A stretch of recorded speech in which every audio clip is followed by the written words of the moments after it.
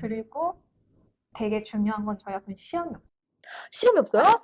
아, 뭐야?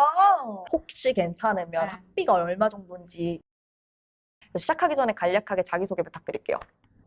안녕하세요. 저는 지금 현재 ERC 인스티튜트에 학생으로 재학 중인 전소현. 저는 한국에서 20살까지 쭉 토종 한국인으로 살다가 이제 유학을 오게 되었습니다. 네. 솔직히 제가 유튜브를 하면서 많이 질문을 받았던 게 사립대학교는 이제 어떤 계기로 오시게 됐는지 그리고 왔을 때 뭐 이런 장점이 있고 단점이 있는지 이런 거 관련돼서 좀 말씀을 해주시면 감사하겠습니다. 일단은 사립대는 당연히 공립대보다는 입학이 훨씬 쉽다. 왜냐하면 저도 이제 한국에서 20년간 계속 정말 12년 한국의 공교육을 받았기 때문에 영어적으로 완벽하지 않았고 다른 외고나 뭐 국제고의 분들에 비하면 유학이라는 거를 간다고 고등학교에서 얘기를 하면 선생님들도 도와줄 방법을 잘 모르시는 분들 많아요. 그래서 유학원이나 원래 컨설팅 업체를 껴서 가시는 분들이 있는데 제 개인적인 역량에서는 그거를 하지 못하니까 제 개인적인 선에서 갈 수 있는 유학의 범위가 싱가포르 사립대라고 생각을 해서 싱가포르 사립대를 선택을 하게 됐고요. 사립대를 선택한 건 일단 입학이 쉽고 준비 과정이 되게 심플해서 일단 선택한 게 가장 큰 것 같아요. 역시. 그래서 장점을 설명을 하자면 일단 입학이 좀 더 쉽고 네. 두 번째는 언어적으로 이제 완벽하진 않더라도 와서 입학을 해서 더 배울 수 있는 기회가 있고 맞아요. 네, 그리고 혹시 뭐 졸업도 괜찮은가요? 졸업도 저는 쉬운 것 같은데 차가 있다. 그러니까 내가 영어로 레포트 쓰고 발표하고 이런 게 너무 힘들다. 그러면 당연히 지장이 갈 수 있겠지만 그래도 저는 나쁘지 않다라고 생각을 해요. 아, 나쁘지 않다. 사실 올해 졸업하시잖아요. 맞아요. 그럼 졸업을 할 때 정말로 막 이거는 신경 써야 된다 하는 부분이 있을까요? 졸업을 할 때 확실히 한국이랑은 다른 것 같아요. 한국은 사실 대학교에서 엄청나게 많은 스펙들을 준비를 하잖아요. 뭐 자격증이라든지 그쵸. 시험이라든지 뭐 대외 활동, 공모전 이런 거 되게 많이 준비해야 되는데 싱가포르는 그런 게 없죠. 그런 게 없고 이제 개인적인 경력, 나만의 뭔가 내가 학교 생활뿐만이 아니라 학교 생활 안에서도 얼마나 좀 학교 생활 알차게 보냈는지, 그리고 개인적인 나의 포트폴리오가 있는지, 그 다음에 최대한 많이 지원을 하는 것. 이제 그게 가장 포인트인 것 같아요. 근데 이게 진짜 공립대랑 사립대랑 확실히 다른 건 공립대는 일단은 인턴십을 할 수가 있잖아요. 아, 맞아요. 인턴십 비자가 나오죠. 그리고 알바도 가능하시잖아요. 맞아요. 파트타임도 가능하죠. 파트타임, 뭐 인턴 이런 게 사립대학교는 절대 안 되기 때문에 아, 저희가 절대. 경력을 쌓을 수 있는 부분이 없어요.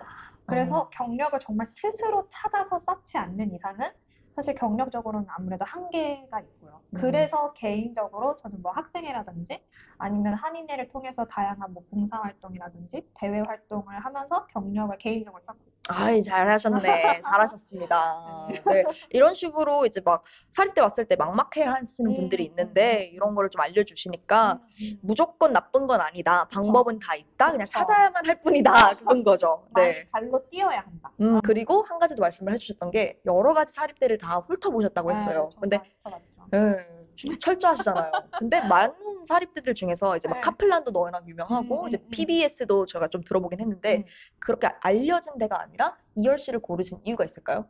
여러 가지 이유가 있었는데 그중에 첫 번째로 가장 중요했던 건 저는 아무래도 영어를 제대로 배워본 적이 없어요. 막 어학연수나 뭐 어릴 때 막 외국에 살아본 적도 없고 뭐 심지어 학원도 안 다녔거든요. 저는 영어 학원도 안 다녔었고 그럼 토종 한국인이 아닌데? 한국인이면 학원을 다녔어야 되는데.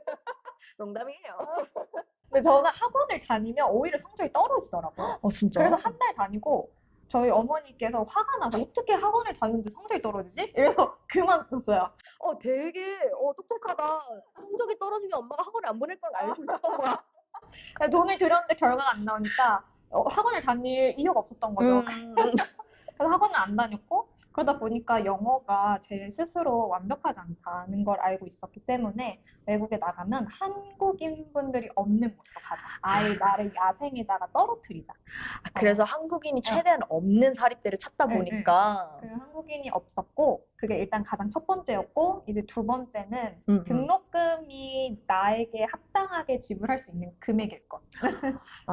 그래서 사실 아까 말씀하시길 등록금을 본인이 다 냈다고 했잖아요. 네, 그렇죠.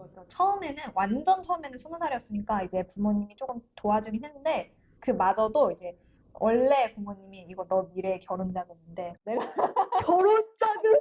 사실 원래 청약을 들여놓고 있었던 게 있었는데 그거 그냥 부모님한테 내가 나중에 내 집 마련 알아서 하고 내가 알아서 내 돈으로 결혼할 테니까 그 돈을 지금 이 대학교에 투자해주세요. 이렇게 얘기를 해가지고 와, 당차다.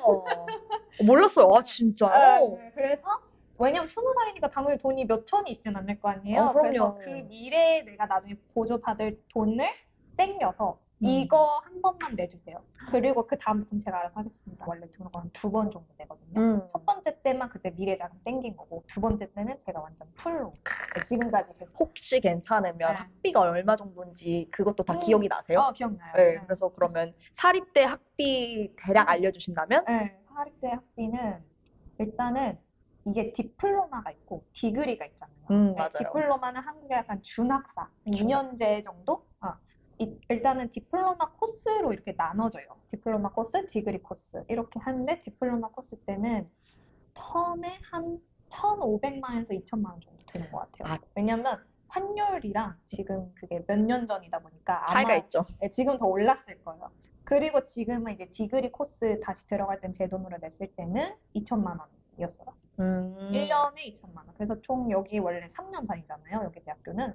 그래서 한 3년 동안 3천에서 4천만 원 정도 들었는데 이게 사실 저렴한 편. 이게 저렴한 네, 편이에요. 이게 저렴한 그러니까 이열씨 3년 졸업하는 거 기준으로 3천만 원 정도 들었다는 거죠. 3천에서 4천. 3천에서 4천만 원. 와, 큰 돈이다. 3년제 4천이면 진짜 비싸긴 한데. 맞아, 한국에 비하면 비싼데 여기에 비하면 비싸진 않은 것 같아요. 네, 저희 대학교에 비하면 가격대가 괜찮네요. 그래요? 왜 이렇게 비싸죠, SMU? 공립이 그렇게 비싸요? 아니, 저희가 되게 싼 편이긴 해요. 이게 싼 편이다. 그럼 다른 학교는 얼마 정도예요? 더 훨씬 더 비싸요. 제가 알아봤을 때 한 1,000만 원은 더 비쌌던 것 같아요. 그러면 이제 다른데 PBS 그리고 저 카플란 같은 경우에는 한 4천에서 5천, 아니면 5천에서 6천? 5천에서 6천. 5천에서 6천? 여기가 제가 알기로 저는 이제 졸업하면 영국에서 졸업장이 나오는데 막 미국에서 졸업장을 받는 경우에는 원래 미국이 전 세계에서 등록금 되게 비싼 나라 중 하나잖아요. 그렇죠? 그래서 아무래도 미국 등록금을 살짝 따라가다 보니까 돈이 훨씬 더 뛰게 돼요. 이 얘기하니까 생각난 건데, 아까 전에 좀 흥미로운 사실을 말씀해 주셨잖아요. 사립대에서 졸업을 하면 여기 졸업장이 나오는 게 아니라 여기랑 연관된 뭐 미국 대학교, 영국 대학교에서 졸업장이 온다고 했는데, 그래서 여기를 고른 이유 중 하나가 영국 졸업장 때문에 그러신 건가요? 맞아요. 그러니까 제가 싱가포르 유학을 선택한 이유 중 하나가 4년제 학사인데 한국에서는 4년을 다녀야 되는데 여기는 3년만 다니면 학사가 나오니까 비교적 빠르고 저렴하게 영어권 나라치고 졸업할 수 있어서 싱가포르를 선택한 것도 있는데 이제 알아보니까 되게 다양한 학교는 사립대학교랑 조인을 하고 있더라고요. 저희 학교 같은 경우에도 영국 대학교 이제 치체스터라는 대학교랑 조인을 하고 있고 또 다른 미국의 무슨 항공대학교랑 조인을 하고 있어서 어떤 과를 선택하느냐에 따라서 국적 그리고 대학교 이름까지도 다 졸업장이 다르게 나와요.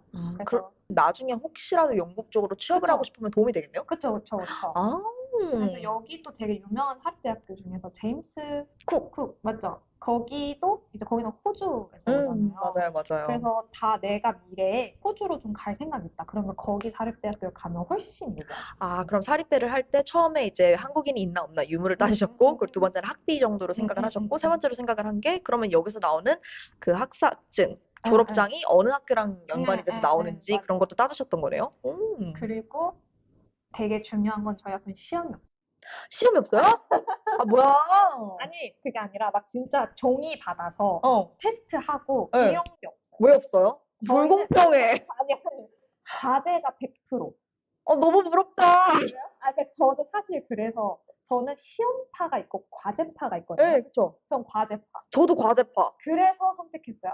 이거 어떻게 알아요? 어디서 찾았어요? 유학원을 제가 진짜 4-5군데 다 돌아다녀가지고 저는 고등학교 때 유학을 가야겠다 생각을 해서 고등학교 1학년 때부터 2학년 때까지 그냥 모든 박람회 있잖아요. 유학 박람회. 네네. 뭐 싱가포르 유학 세미나 이런 거 유학원에서 되게 많이 개최하거든요. 한 달에 한 번씩. 그거 다 돌아다녔어요. 실제로 도움이 되셨어요? 네, 돈 많이 됐죠. 상담 되게 많이 받았고. 상담 무료죠?